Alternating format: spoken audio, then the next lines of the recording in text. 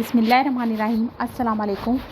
آج میں آپ کو بنانا سکھاؤں گی پراٹھا رول کی مزیدار ریسیپی۔ میں امید کرتی ہوں کہ میری آج کی ریسیپی آپ کو ضرور پسند آئے گی۔ تو چلتے ہیں اپنی ریسیپی کی پریپریشن کی طرف۔ سب سے پہلے میں نے چکن لے لیا تھا بون لیس ½ kg۔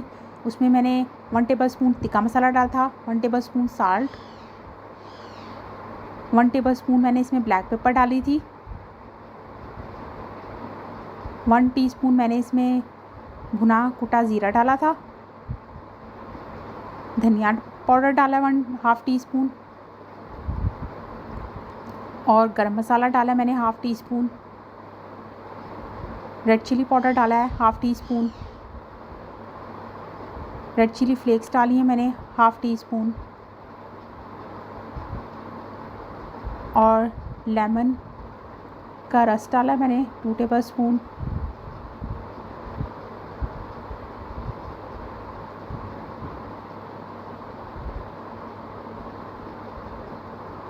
تین چمچ میں نے اس میں دہی کے ایڈ کیے ہیں۔ میں اس کو اچھے طریقے سے مکس کر لوں گی۔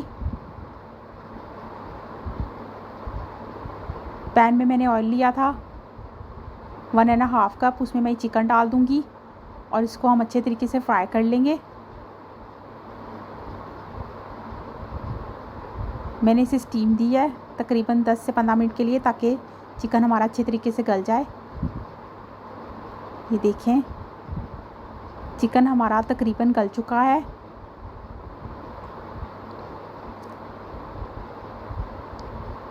آپ یہ ریسیپی ضرور ٹرائی کیجیے گا، بہت ہی مزیدار اور لذیذ آپ کے چکن پراٹھا رول بنیں گے۔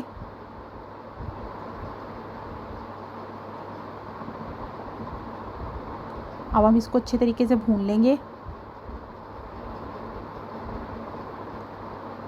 ایک میں نے انڈا لیا تھا، اسے میں نے پھینٹ کے فرائی کر لیا تھا۔ مایونیز لی تھی میں نے، کھیرا، ٹماٹر اور پیاز میں نے کاٹ لیا تھا رول میں لگانے کے لیے، اور گارلک چلی سوس لی تھی میں نے۔ سب سے پہلے میں پراٹھا لوں گی، اس پہ میں مایونیز کو اسپریڈ کر دوں گی اچھے طریقے سے۔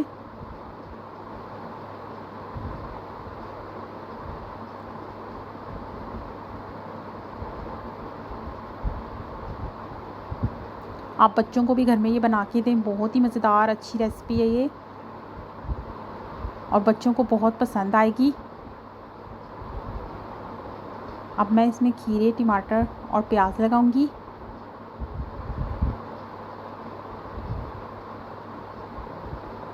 اب میں اس میں جو چکن تھا وہ ڈال دوں گی۔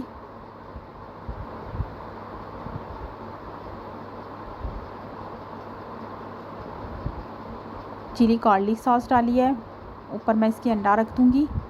اوپر سے ہم مزید تھوڑی سی چلی ساس لگائیں گے اور اس کو اچھے طریقے سے ریپ کر دیں گے۔ اس طریقے سے سارے رول ہم بنا لیں گے۔ بہت ہی مزیدار اور یمی چکن پراٹھا رول ہمارے ریڈی ہیں۔